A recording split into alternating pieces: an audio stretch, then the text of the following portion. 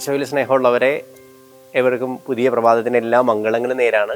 ഇന്ന് തിരുസഭയിലെ ഒരു പ്രധാനപ്പെട്ട ഒരു തിരുനാൾ ആഘോഷിക്കുന്ന ദിവസമാണ് മംഗളവാർത്ത തിരുനാൾ. പരിശുദ്ധ അമ്മയ്ക്ക് മാലാഖയിൽ നിന്ന് ലഭിച്ച മംഗളവാർത്തയുടെ ഒരു സുന്ദരമായ ഒരു ഓർമ്മയുടെ ദിവസമാണിത്.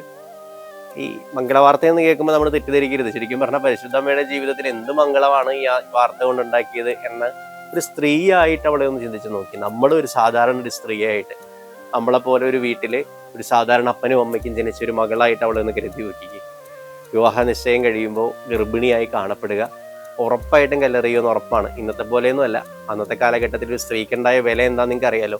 യഹൂദ പുരുഷന്റെ പ്രഭാത പ്രാർത്ഥനയുടെ ആദ്യ വരി തന്നെ അതാണ്: എന്നെ ഒരു സ്ത്രീയായി സൃഷ്ടിക്കാത്തതിനാലും ഒരു നായിയായി സൃഷ്ടിക്കാത്തതിനും ദൈവമേ നിനക്ക് ഞാൻ നന്ദി പറയുന്നു എന്നൊരു പ്രാർത്ഥനയൊക്കെ ചൊല്ലിയാണ് അവർ ആരംഭിക്കുന്നത്. ആ ഒരു അത്രമാത്രം നീചമായ ഒരു സ്ത്രീയെ കാണുന്നിടത്ത്, അതും ഒരു സ്ത്രീ ഗർഭിണിയാണെന്ന് കണ്ടു കഴിഞ്ഞാൽ പിന്നെ ഒന്നുമില്ല, മോശയുടെ നിയമം അനുസരിച്ച് കല്ലെറിഞ്ഞു കൊല്ലുക. അത്രയും ഒരു സാഹചര്യത്തിലാണ് ഇവിടെ ആമേൻ പറയുന്നത്. ഇന്നത്തെ സാഹചര്യം പോലും അല്ല, ഒളിപ്പിക്കാനോ മാറ്റാനോ ഒരു സാഹചര്യം ഇല്ല, അല്ലെങ്കിൽ അതിനെ അങ്ങനെ ഒരു സഹിഷ്ണുതയോടെ കാണുന്ന ഒരു കാലഘട്ടമല്ല. എന്നിട്ട് അവൾ ആമേൻ പറഞ്ഞു. അത് ശരിക്കും ഒരു സ്ത്രീയുടെ മനസ്സിന്റെ അവരുടെ ധീരതയാണ്.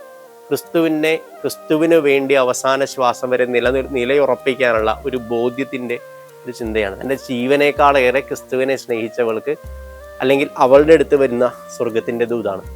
ഇതൊക്കെ പറയുമ്പോൾ അവളുടെ മുമ്പിൽ വന്ന ഗബ്രിയേൽ ദൂതൻ വലിയ വലിയ കാര്യങ്ങൾ പറയുമ്പോൾ അവൾക്കൊന്നും മനസ്സിലാവണില്ല. ഇത് സാധാരണ ഒരു പീറ പെൺകുട്ടിയാണ്. എന്നിട്ട് അവൾ പറയുന്നൊരു കാര്യമുണ്ട്: ഇതാ കർത്താവിൻ്റെ ദാസി. ഇതാണ് ശരിക്കും പറഞ്ഞു കഴിഞ്ഞാൽ മംഗളവാർത്തയെ സുന്ദരമാക്കി കളയുന്നത്. ഈ ഒരു വാക്യമാണ്.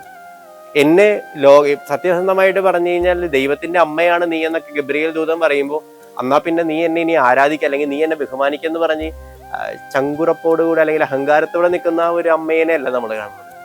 ഇതാ കർത്താവിന്റെ ദാസി എന്ന എളിമയോടെ പറയുന്നവൾ. അത് അന്ന് മാത്രമല്ല, ജീവിത അവസാനം വരെ പരിശുദ്ധമ്മയുടെ ജീവിതം മുഴുവൻ പരിശോധിച്ച് നോക്കി ഏറ്റവും വലുതായിട്ട് നമ്മൾ കാണുന്ന ഒരു കാര്യം, അവിടെ എപ്പോഴും എളിമയോടുകൂടി നിന്നു, കുരിശിന്റെ കീഴിൽ അവൾ എളിമയോട് നിന്നു എന്നുള്ളതാണ്. ഇനി ഈ ഈശോയുടെ മരണത്തിന് ശേഷമാണെങ്കിലോ, ഈശോയെ തള്ളിപ്പറഞ്ഞ അല്ലെങ്കിൽ ഈശോയെ വിട്ടുപേക്ഷിച്ചു പോയ സ്നേഹന്മാരെ പോലും ചേർത്ത് പിടിക്കുന്ന ഒരു സ്നേഹമുള്ള അമ്മ, അവൾക്ക് ആ എളിമ ഒരിക്കലും കൈവിടുന്നില്ല എന്നുള്ളതാണ്. അതൊരു വലിയൊരു കൃപയാണ്. ഈ ഒരു മംഗളവാർത്ത തിരുനാളിലാകും ചിന്തിക്കാവുന്ന ഒരു കാര്യം. എനിക്ക് ശരിക്കും എളിമയുണ്ട് എൻ്റെ ഉള്ളിൽ.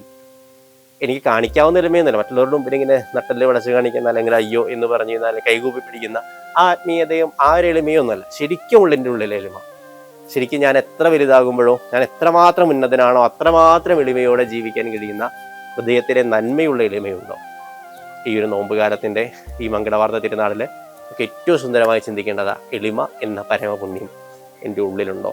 അന്ന് പാടി പ്രാർത്ഥിച്ച ആ പഴയ പാട്ട്, എളിമ എന്ന പരമപുണ്യം തരണമേ എൻ്റെ അമ്മേ, ഈ കുഞ്ഞുമക്കൾക്കായി അങ്ങയുടെ കുഞ്ഞുമക്കൾക്ക് തരണമേ എന്ന് പ്രാർത്ഥിച്ചുകൊണ്ട് ഈ ഒരു മംഗളവാർത്ത തിരുനാൾ ആഘോഷിക്കാൻ ദൈവം നിങ്ങളെല്ലാവരെയും സമൃദ്ധമായിട്ട് അനുഗ്രഹിക്കട്ടെ. ഈശോ മിശിഹായ്ക്ക് സ്തുതിയായിരിക്കട്ടെ.